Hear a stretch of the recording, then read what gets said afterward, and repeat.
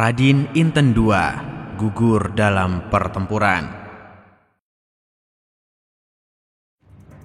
Tahun 1856, Belanda mengirimkan ekspedisi militernya dari Batavia menuju Lampung. Pasukan bersenjata lengkap itu dipimpin oleh Kolonel Welsen. Pasukan Belanda disambut oleh Pangeran Sempurna Jaya Putih. Dia adalah bangsawan Lampung yang memihak Belanda. Ekspedisi militer Belanda ke Lampung itu bertujuan untuk menangkap Radin Inten II. Pemimpin Lampung tersebut secara terang-terangan menolak tunduk kepada Belanda. Radin Inten II merupakan putra dari Radin Inten Kesuma atau yang juga dikenal sebagai Radin Imba II. Sang kakek Radin Inten I masih merupakan keluarga dari Kesultanan Banten. Radin Inten II lahir pada tahun 1834 di desa Kuripan, Lampung. Semenjak kecil, Radin Inten II tidak sempat mengenal ayahnya. Sebelum Radin Inten II lahir, sang ayah ditangkap Belanda dan diasingkan ke Pulau Timor. Sikap Radin Imba II yang gigih melawan Belanda membuatnya menjalani hukuman pengasingan. Sikap anti-Belanda inilah yang menurun ke Radin Inten II.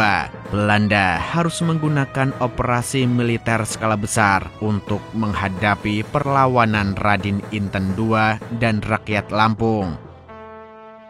Tahun 1850, pada usianya yang ke-16 tahun, Radin Inten II dilantik sebagai raja di Lampung. Belanda mencoba mengendalikan Raja Baru Lampung ini dengan berbagai cara persuasif, namun semuanya gagal.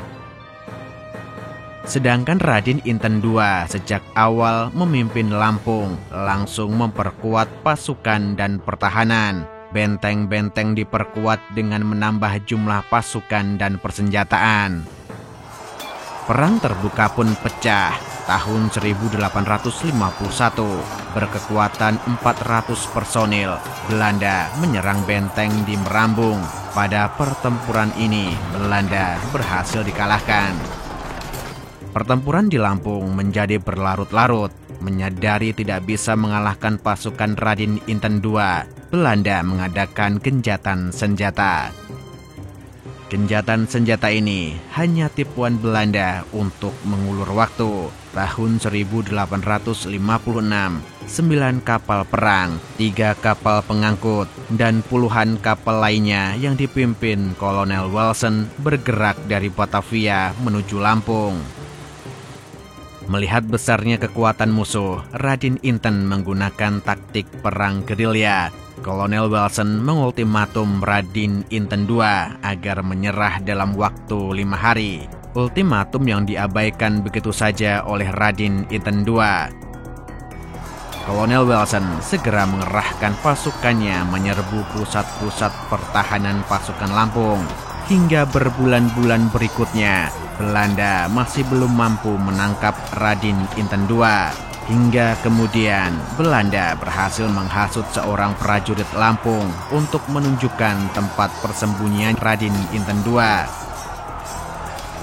Di kawasan Waiseputih, Radin Inten II disergap pasukan Belanda. Tanpa persiapan, Radin Inten II dan para pengikutnya bertarung melawan Belanda. Dan pada pertempuran tidak seimbang tersebut, Radin Inten II gugur.